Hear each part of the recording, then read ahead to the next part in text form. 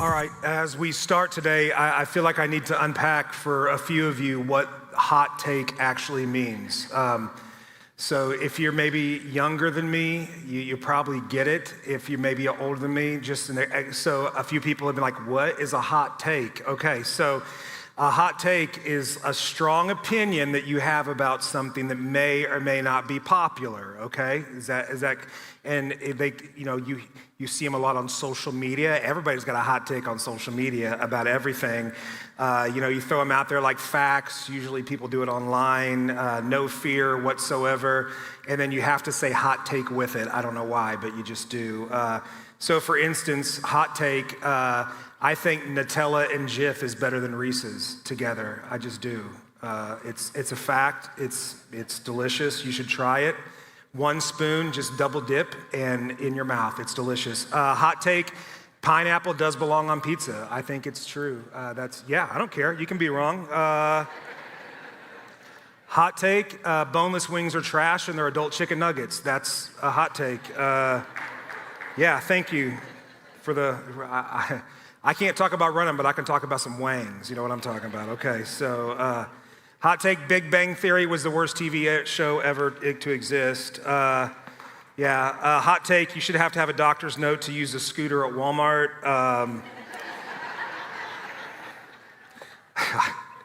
I wrote that one yesterday at Walmart, frustrated. You walked all the way up here. Cats, hot take, cats are better than dogs.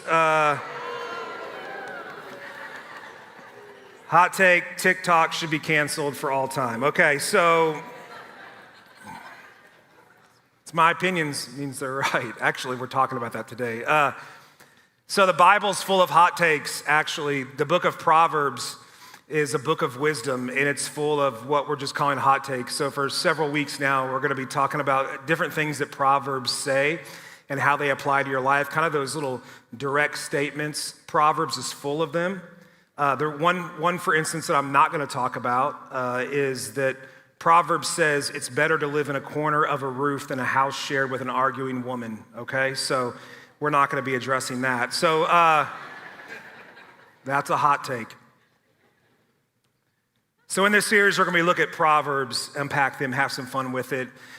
Before I start, I want to talk about one of my pet peeves. I've got thousands of them. One of my pet peeves is people with too many pet peeves. Actually, one of my pet peeves is people who eat with their mouth wide open. Anybody else? There's some people, I feel like when I see this, people who are adult, I'm not gonna challenge them or correct them. That's their life decision at that point. But whenever people eat with their mouth open, I can't really deal with it. I usually move to the other end of the table. I just won't say anything. If you're thinking to yourself, is that me? Probably. You should check it out. You should ask somebody. That would be a good idea. So not everybody's grossed out all the time. But so it's kind of a pet peeve of mine. I just don't like it. Matter of fact, we were having a discussion with our 8-year-old, like, hey, this is how you chew, blah, blah, blah. It was funny. I was thinking about that this week, and then I think it was Wednesday. I ran home for lunch real quick, and Kai was at the table with me, and it was quiet, and I was quietly eating my grilled chicken, and he said, "Dad, you chew really loud." And I was like, "You are you're so, I don't like you. Why would you say that? You chew really loud." I was just like, I got so defensive. Have you ever heard yourself chew? You know what I'm talking about? Anybody like to be criticized? No. Like, well, you chew loud, I don't chew as loud as some people I talked about earlier that I'm not gonna name their names. I don't chew as loud as those people, and I got so defensive when he said you chew loud. And it got me thinking about how I don't love to be critiqued or criticized, and I don't think I'm alone in that. When someone says something to you like that, we all have like this defense. We don't love to be criticized. We get defensive. We justify. We want to make them the bad guy. We don't want to hear it. But what if, whenever we're criticized, what if, whenever someone says something to us, what if there is a right response, okay? The Bible actually talks about this. Yes, the Bible talks about things like blood and angels and spirit, but the Bible has some really practical things to teach us about living and what it looks like to live a godly life. Look at Proverbs 29:1. Here's a hot take for today. It says, whoever stubbornly, that's a hard word, you try it, refuses to accept criticism will suddenly be destroyed beyond recovery. Someone who will not accept criticism. The person, whenever someone comes to you and says, hey, I think that, and they say something and you are like, ain't nobody gonna tell me what to do. You don't get up in my business. This is my life. Don't you dare. Someone who will not accept criticism, you won't do that. The Bible says you will suddenly be destroyed beyond recovery. If someone tells you you eat with your mouth open and you won't accept that, you will choke on the food and die is what it's saying, okay? No, but for real, you will be destroyed. There will be some things happen to your life that are beyond recovery. That's not just like you're gonna have a bad day. It's like there's gonna be consequences if you can't receive criticism that could destroy you to a place to where you can't recover from that. Now, we all make mistakes. We all have problems. We all have issues. But if we can ever get to a place where we don't allow criticism, we get to a place where we can't recover. What's interesting about this, it doesn't say the person who willingly makes mistakes and the person who screws up. There's usually recovery back. But if we can't receive criticism, sometimes there's no way to be recovered. If you aren't willing to accept it, you will be destroyed. We can make catastrophic mistakes. And I'm talking about more than just the little stuff of eating with your mouth open. I'm talking about the people I've known who have blown up their lives, who've blown up their careers, ministries, family, marriages. They've lost money, they've lived in poverty, they've not reached their full potential. One thing that I can say that most of them have in common was that there was an area of their lives that they could not be corrected on. And for those of you who are graduating, younger people, lean into this. If there's an area of your life that you can't be corrected on and no one can speak to that, you are, according to the Bible, in a dangerous place. A place to where you could get so bad you can't recover from it. Listen, if nobody can correct you, then nobody can help you. If you're beyond correction, then you're beyond growing. If you can't be corrected, you won't grow. Your growth is connected to your willingness to be corrected. The growth in your life, the potential, the future for you is directly connected to your willingness to be criticized and corrected. So here's your big idea for today is this. Receiving criticism is critical to becoming who God created you to be. Receiving criticism, it's critical, it's important, it's crucial to become who God created you to be. But yet, we all hate it, don't we? Why do we hate criticism so much? Why do we hate to be corrected? Why do we hate for someone to tell us what we're doing wrong? I think there's a few reasons. They're going to be in your notes. You can jot them down, follow along in our app, Church Center. Go to the Church Center in your app store, download, put our church in, you'll find it. I think the first reason why we don't love being corrected is because of pride. Now, I say pride, and we all have different ideas, but some people are like, I have pride in a good thing, and some people are like, well, I don't want to be prideful. But we all have a sense of pride. We all have an ego. And here's what pride does. When someone criticizes you, criticism confronts our ego. We all have an ego. We all have like a belief about ourselves. And pride resists the idea that someone sees something that we don't. Pride resists the idea that there's a possibility that I don't see everything in my life. And just so you know, you don't see everything in your life. And just so you know, I don't see everything in my life. We all have areas of blind spots, and pride says no one else can see something that I don't. Look at Proverbs 12:15, another proverb. It says, fools think their own way is right, but the wise listen to others. It's only a fool A fool, don't be a fool. Fools think their own way is right, but someone who's wise, they're gonna listen to other people. See, pride. When pride hears criticism, pride thinks correction is disrespect. You think it's weakness.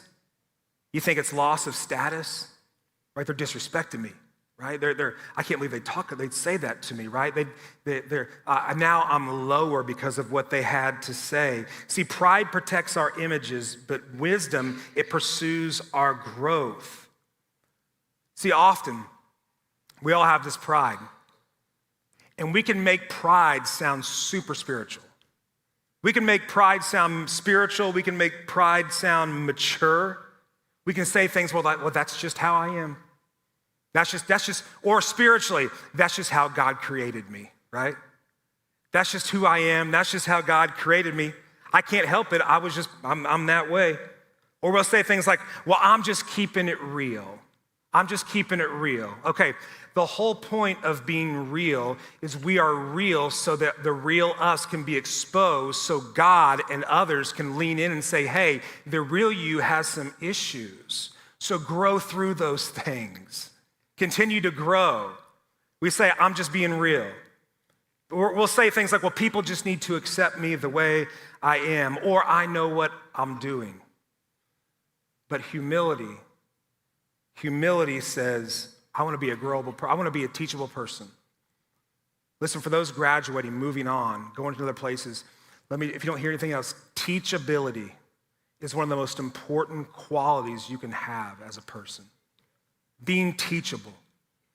When someone says, hey, I think you're doing it wrong. When someone says, hey, I see this in your life. When someone challenges you with something, instead of having to feel like you know everything and have it all together, to have the humility to say, okay, let me lean into that. Teachability. This is not in my notes, but if you go look at King Saul and King David, the one big thing they had in contrast, and we know King Saul went crazy, died, he lost his throne. King David was the greatest king that Israel ever saw. When the prophet went to Saul, he said, you're wrong. When the prophet went to David, he said, I'm the man. You're right, I did it. It was a teachability, a humility to receive criticism. So why don't we like to receive criticism? Because of pride. Number two, because of insecurity. Because of insecurity, all of us on some level are insecure. And the one that walks around acting like we're the most secure probably is the least secure. We all have some sort of sense of insecurity, and criticism, it confronts our identity. We're all trying to build an identity of the kind of person we want to be or the kind of person that we think we are. And when criticism comes, it attacks our identity. We feel exposed. We feel insecure. Then shame creeps in. And we don't just hear, oh, there's something about me that's a little bit messed up. We start to hear, I'm messed up. And that's typically not what people are saying. Now, there's some people who want to shame. And there's some people who want to criticize in an unhealthy way. And we'll talk about that in a second. But in a healthy way, criticism is not saying you're bad. It's just, hey, I see this in your life. Correction and criticism says this needs to change. Insecurity says there's a problem with you and you're worthless. There's a big difference. But we all have this insecurity. See, some people, some of us, we're not defensive because we're arrogant. We're defensive because we're insecure. We're defensive because when we're criticized, it feels like rejection. And so for that reason, we just don't want to hear it. But healthy correction confronts behavior and insecurity attacks your identity. So we want to make sure that we're open to correction, right? So we don't want to hear it because of pride, because of insecurity, and then also just because of fear. Just because of fear. This is probably one of the most universal ones because if someone corrects something in us, then there's a possibility that thing needs to change. And most of us, we just don't want to change. We just don't want to change. We get set in our ways, especially when we get older. And it's like, hey, don't talk to me about how to do this. Don't talk to me about how to handle money. Don't talk to me about how to talk to my spouse. Don't talk to me about whatever. We get settled in our ways and we don't want to change. And so correction, it creates tension because growth requires disruption and we don't want to be disrupted. But Whoever stubbornly refuses to accept criticism will suddenly be destroyed beyond recovery. Change is uncomfortable. Change is uncomfortable. But what's more uncomfortable? What's more uncomfortable? Change now or a catastrophic event later? What's more uncomfortable?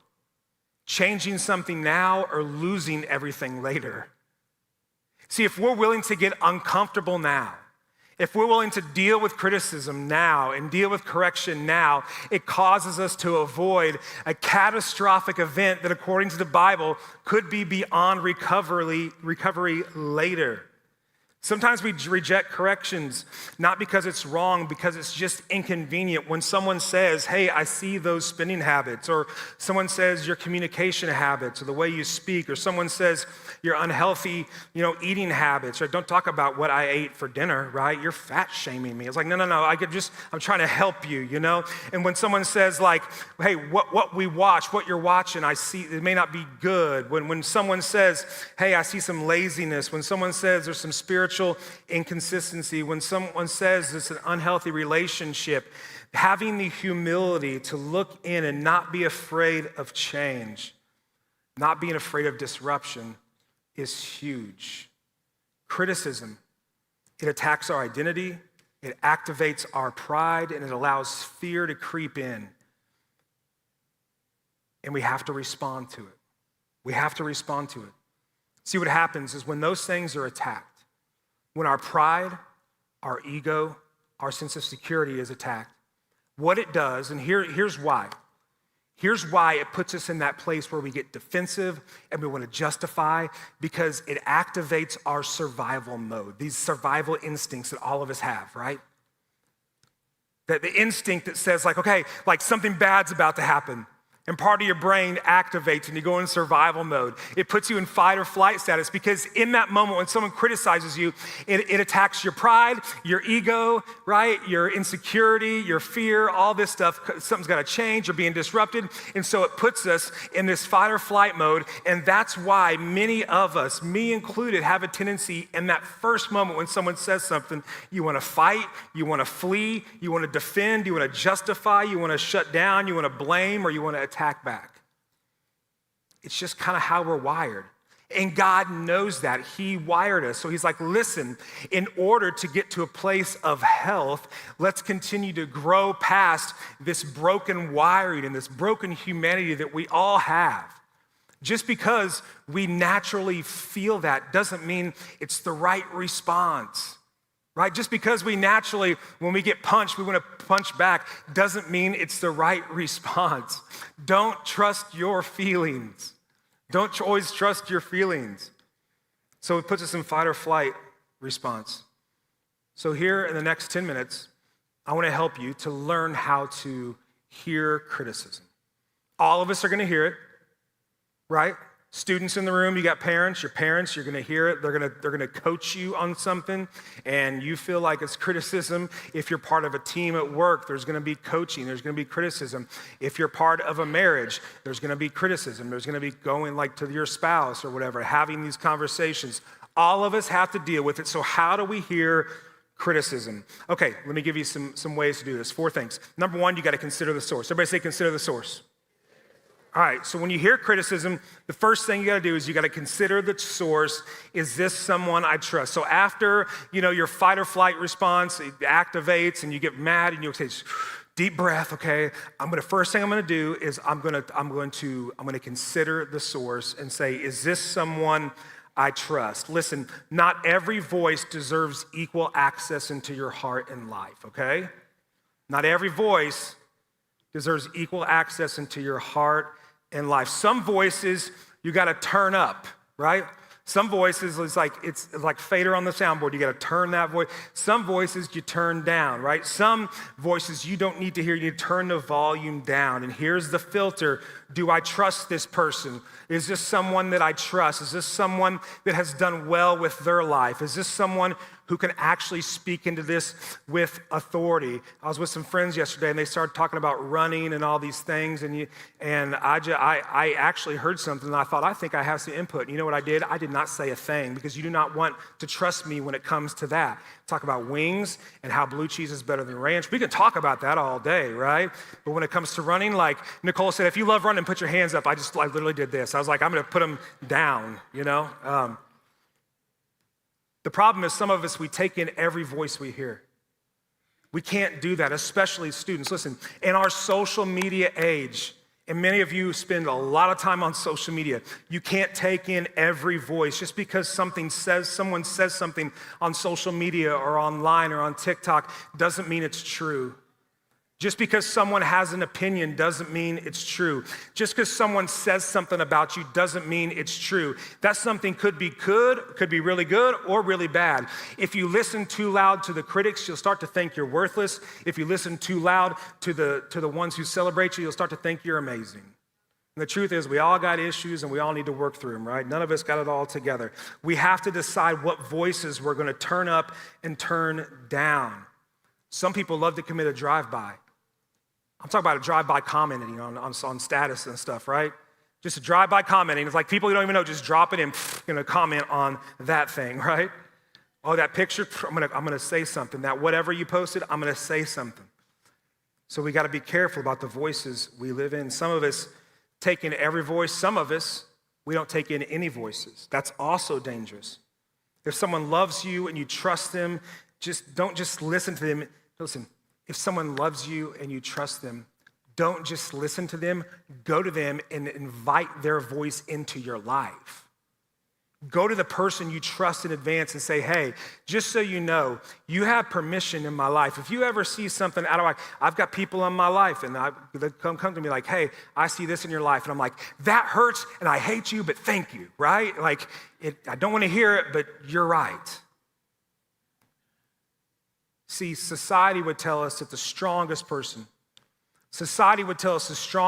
out there doesn't need feedback from anyone. But I think it's the weakest person in the room who will not receive criticism. It's the weakest person in the room who won't hear what other people have to say. Proverbs 13:20 says, walk with the wise and become wise. You're going to learn more about that next week. Who is in your life? Consider the source. Some critics come from wisdom, love, experience, and accountability. Some critics come from bitterness, insecurity, projection, and being ignorant, okay? So you got to consider the source. Everybody say, again, consider the source. Then number 2, you got to consider the motive. Everybody say, consider the motive. Everybody's got a motive of why they're criticizing you. So if someone says something to you, there's a reason why they're saying that. And here's the filter. Are they trying to hurt me or are they trying to heal me? Are they trying to hurt me or are they trying to heal me? Ask this question. What does this person have to gain by giving me criticism? What is the person? If someone loves you and they bring criticism to you, guess what? They probably didn't want to do that in the first place. If someone loves you and they bring some criticism, they weren't like, oh, I can't wait to get around them and I'm gonna, especially if like it's a friend or someone that you're maybe not even super close with, but you really trust their voice. It's awkward. Have you ever had to bring something to someone else? It's terrifying, Will they accept me? Will they reject me? Do they want to hurt you? Do they want to heal you? The chances are, if it's someone you trust, they had a hard time bringing it and you can trust what they have to say. So I'm on the board for the Chamber of Commerce here in town. And the Chamber of Commerce, we put on this thing called Balloon Fest. You've probably been. And when it was announced that the Balloon Fest was moving this year, the comment section just lit up, right? Okay, settle down, everybody. We're talking about Balloon Fest in Centralia, Illinois. All right, let's establish that, first of all. You've ruined my life, and okay, so, comment section lit up. And I told the guy in charge, I said, we have to filter all the criticism through motive. We have to filter all the criticism through, is this someone I would trust? Like, they don't have their own house in order. How are they going to tell you how to run an event? Okay, if they, don't even listen to what they have to say. What's their motive? They're just trying to like get a rise, so you have to consider who they are. You have to consider their motives. We have to do this all the time. Every time we announce something at the church, an event, whatever, the online critics come out, right? I can't believe, what did you, and my favorite one, I'll just vent for a second because I got the mic for another 5 minutes. So my favorite one, when we were remodeling this building, I love this one, and we tore down V building, and people were like outraged because the vocational building is no longer there. And my favorite critic online said, I had home economics in that building. And the next line said, thanks for nothing, City Hope Church. And I still, to this day, it's the funniest thing to me. Like, thanks, you're welcome. I'm sorry, we were just trying to make parking to feed thousands of people and give them clothing, but I apologize for your home economics class. But for real, like you gotta filter it, man. Like, are these people I trust? What are their motives? You have to do that every time. Some people criticize to control, to shame, to embarrass, or some people criticize to elevate themselves. The loudest critics are just looking for a platform, trying to elevate themselves, right? But others criticize because they care enough to push through the awkwardness and have a conversation with you. Trusted relationships, the people you're in small groups with, leadership in your life, your spouse, people you do discipleship with. Proverbs 27:6 says this. It says, wounds from a sincere friend are better than the kisses from an enemy. Man, that's good. Wounds from a dear friend, the person who's willing to do something that feels like wounding you because they love you, is better than someone admiring you who doesn't even care about you. Right? Wounds from a friend can be trusted. So you consider the person, the source, consider the motive. Then number 3, then consider your humanity. Consider your humanity, and he asks this question, is this something I need to learn? Listen, I said it again, I say it before, I said it again, we have blind spots. Not all of us can see everything in our lives. Not all of us can see that. Like my son telling me that I chewed loudly. It broke my heart. It did. It was the worst thing he ever said to me. But I was like, okay. So I was chewing slow. Like I was trying to be quieter, I just considered it. Maybe, okay, is this something I need to learn? Look at Proverbs 12:15. It says, fools think their own way is right, but the wise listen to others. Fools think their own way is right, but the wise, they listen to other people. Sometimes criticism hurts because it's false and it's not true, but sometimes criticism hurts because it's true and you don't want to hear it. So consider your own humanity. Even if, here's what mature people do. People who are emotionally mature, and by the way, that's what this comes down to, is emotional maturity. People who are emotionally mature to hear a critic or hear something and evaluate their own lives, even if it was delivered badly, is there something I need to learn? That's wisdom. You don't have to be perfect to be teachable. You don't have to have it all together to be teachable. And the goal is not to never be corrected. The goal is to stay teachable. Okay, so consider your humanity. Is this something I need to learn? How can I stop and hear what they have to say and check my heart and check my life? And then number 4, here's the last way to receive criticism. Then you consider the correction. What can I do to make a change? Before you react emotionally, ask yourself, is there truth here that could help me grow? Is there truth here that can help me grow? I need to grow. I want to become more like Jesus. I want to live a life that pleases him. Is there something here that could help me grow? Proverbs 15, listen to this, last scripture. If you listen to constructive criticism, you'll be at home among the wise. If you reject discipline, you only harm yourself. You only harm yourself. But if you listen to correction, you grow in understanding. Listen, students, if you're young in this room and you are constantly rejecting discipline, you are the one harming yourself. There are people who love you and want to speak into your life. If you're in this room and you constantly reject criticism, you constantly reject correction or anyone telling you what to do, maybe it's me, maybe it's a pastor, maybe it's someone in your life, maybe it's a boss, maybe it's a spouse, maybe you're at odds with your spouse right now because they pointed something out that you just don't like and you don't want to deal with it and you don't want to hear it. Could it be that we ought to consider the person, consider their motives, consider our own humanity, and then consider a correction? See, the thing that may hurt initially could actually heal eventually if you allow it to take place. Now, here's the thing. It is really hard to hear criticism. It's really hard to hear correction. It's really hard to look at your humanity. It's really hard to make a change. And that's why we need Jesus for all those things, okay? That's why we need Jesus for all those things. Just saying, like, just going to the Lord and saying, God, I know that I have a defensive heart. I know that I don't love being corrected, or I know that maybe when I am corrected, I shut down. I know this about myself. Would you help me to be more teachable? And would you bring people into my life that would bring healthy, life-giving criticism into my life?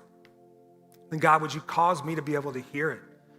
Would you cause me to be able to examine my own heart? And then would you show me areas that need to be corrected? Then would you help change me from the inside out? Some of us, we need to let go of criticism from the wrong people with the wrong motives. Listen, in these next few moments, as we go to God, some of you need to let go of criticism from the wrong people with the wrong motives. You're no longer able to hear criticism from anyone because someone hurt you so bad with the wrong motives. And it could have been someone who claimed to love you. It could have been an ex. It could have been a parent. It could have been a brother or a sister or whatever. Some of us, we have to let go of that. Some of us, we have to revisit criticism from the right people with the right motives. Some of us need to revisit, okay, they said I need to actually process that again. Some of us, we need to check our motives on why and when we criticize people. Some of us have to check our motives. Okay, I've actually been pretty harsh with my kid, with my spouse, with my friend, with my coworker. Okay, how do I need to check myself? My motive is actually to elevate myself and put them down. I've been critical. I need to check my critical heart at the door. Then some of us, we just simply need to forgive and ask for forgiveness. Some of us have to apologize. But we need Jesus to do all of this. We need Jesus for all of this. There was a man talking to Jesus one day. His name was Nicodemus. And he thought that you could earn your way into heaven. He thought you could earn your way into God's grace and forgiveness. And Jesus was critical with him. He was critical. He said, I tell you the truth, unless you are born again, you cannot see the kingdom of God. I tell you, unless you are born again, unless you put your faith and trust in me and allow me to create a new you, you'll never see the kingdom of heaven. The man had a choice to receive that or to reject it. And every one of us in this room have that same choice. I want to leave you with this, and then we're going to receive communion together. Jesus said, unless you are born again, unless you put your faith in him, you trust him, you allow the Spirit of God into your life, unless you give your life to him and surrender to him, you could never see the kingdom of heaven. If you are in this room and you've never humbled yourself enough to put your faith in Jesus, if you're in this room and you've pushed, or maybe you're in this room and you've tried to earn it, you thought all the good deeds in the world that you could do, or maybe being a good person would somehow put you in God's good grace, I'll give you the words that he gave Nicodemus. I tell you the truth, unless you're born again, you can never see the kingdom of God. I want to give you a chance to do exactly that today. If you'd bow your heads right where you are.